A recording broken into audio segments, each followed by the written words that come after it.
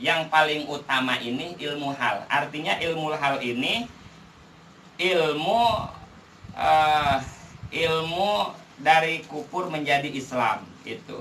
Ilmu iman kepada Allah, ilmu sholat, ilmu zakat, ilmu saum dan sebagainya ilmu di ajaran syariat agama Islam itu disebutnya ilmu hal. Ilmu hal bukan waktu hal di sini ya. Yang dimaksudnya hal di sini bukan waktu atau masa. Hal ini yaitu ilmu zakat, ilmu sholat, ilmu puasa dan sebagainya. Dan ilmu iman, tuh iman. Wa abdalul amali hifdul hal, dan paling utamanya perbuatan itu menjaga hal. Menjaga hal artinya kalau kita udah Islam jangan kufur lagi, dijaga.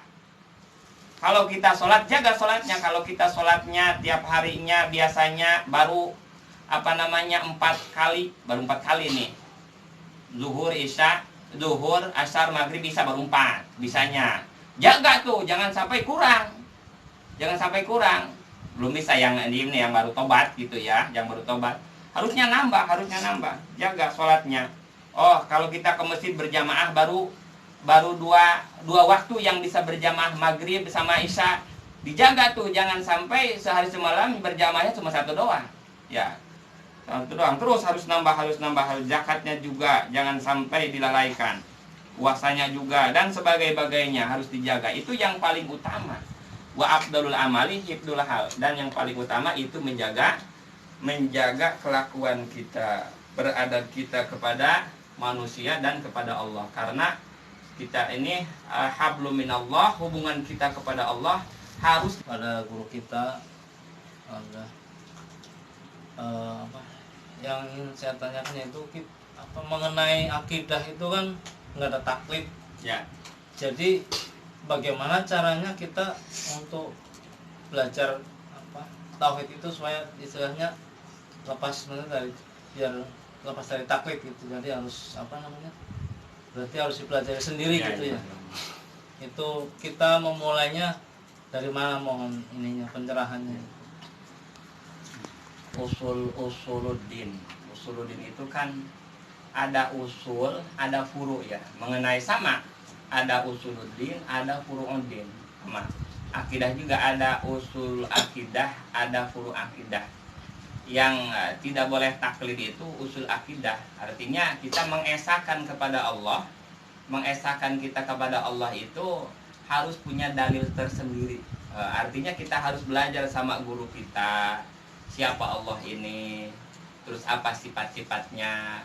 Apa yang itu tadi aqaid yang 50 itu yang harus kita belajar, itu yang udah dirumus oleh para ulama Ahlus Sunnah wal Jamaah menurut Imam Asy'ariyah wal Maturidiyah. Itu yang pertama wujud, harus tahu wujud itu apa artinya dan lawannya sifat wujud itu apa, sampai 20 itu.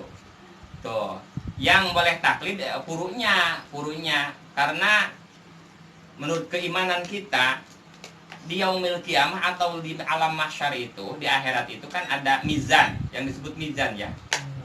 Timbangan ya, timbangan. Kalau orang tidak tidak mempercayai alam akhirat, adanya mizan di alam akhirat itu kufur. Itu kufur. Mizan itu timbangan. Timbangan itu menurut kaul ulama itu kan ijtihad ulama ya. Ijtihad ulama. Jadi ada yang mengatakan timbangan di akhirat itu tidak seperti timbangan di dunia. Kalau timbangan di akhirat ya, itu beratnya ke atas, Pak. Beratnya ke atas. Iya. Yang bagus nih timbangan ke atas gitu. Itu menurut ijtihad ulama ahli tauhid. Tapi kalau timbangan kita, ini beratnya kemana kita? Ke bawah kan ya? Ke bawah ya. Itu bedanya timbangan dunia sama timbangan akhirat. Itu ijtihad. Nggak apa-apa, nggak percaya juga. Nggak apa-apa, nggak kufur gitu maksudnya. Timbangannya seperti dunia atau gimana gitu. Nggak apa-apa. Yang penting percayanya ada timbangan di sana. Udah gitu doang. Kayak menceritakan ulama itu jembatan Shiratal Mustaqim itu benar-benar kecil gitu. Kata orang tua amal itu rambut sebelah 7 gitu ya. Nggak terpikirkan kan gitu. Terus tajamnya melebihi pedang gitu ya. Itu kan ijtihad ya, ijtihad. Intinya percayanya ada jembatan Shiratal Mustaqim, untuk menuju jannah dan bawahnya itu jahanam, diceritakannya begitu. Itu urusan kecil dan apanya itu kan kagak tahu kita gitu. Mungkin itu kayak. Oke, silakan. Assalamualaikum warahmatullahi wabarakatuh. Di luar tema yang disampaikan, Ya. itu menanyakan untuk apa? Istimewa mana antara istighfar sama sholawat? Oh, istighfar sama Sholawat. lawan. Mulia mana gitu? Oh, Waalaikumsalam warahmatullahi wabarakatuh. bertanya itu yang di tema ini Pak ya, karena kita lagi mengaji ini, nggak apa-apa tadi karena emang keluarnya adalah tauhid ya, nggak apa-apa menanyakan tauhid tadi karena tadi pembahasannya ada tauhid juga mengenai ilmu tauhid, tapi ini nggak apa-apa gitu ya, emang harus dijawab gitu. Harus dijawab. Mulia mana istighfar sama sholawat. Jadi menurut pengarang siapa, Manhusaniyah atau pengarang Rotibul Hadad, lupa lagi saya itu ya, Hadorot sih ya itu. Jadi dalam Manhusaniyah, kitab Manhusaniyah menurut Habib yaitu di akhir zaman ini yang paling utama amal itu dua. Pertama istighfar dan kedua sholawat.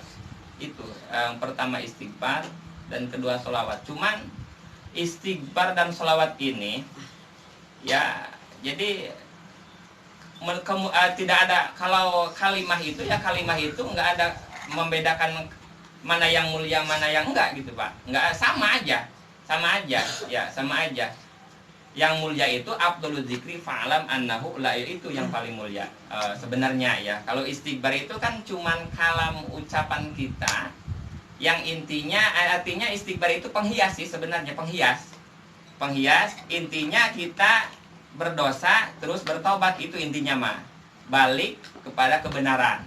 Asalnya kita nyasar balik lagi ke asal, itu itunya. Tobat itu artinya balik dari sesat kebenaran, itu harusnya mah. Percuma kita baca istighfar kalau nggak balik mah tetap salah ya.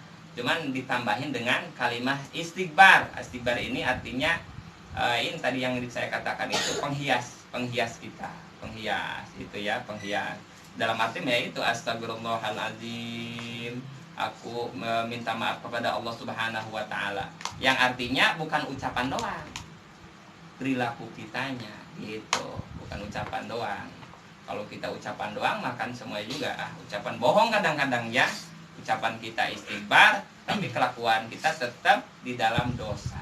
Itu artinya itu penghias kita ya. Penghias kita. Terus sholawat. Ini sholawat. Ya ini sholawat ini kalau ada satu riwayat mengatakan ulama, jadi dalam Irsyadul Ibad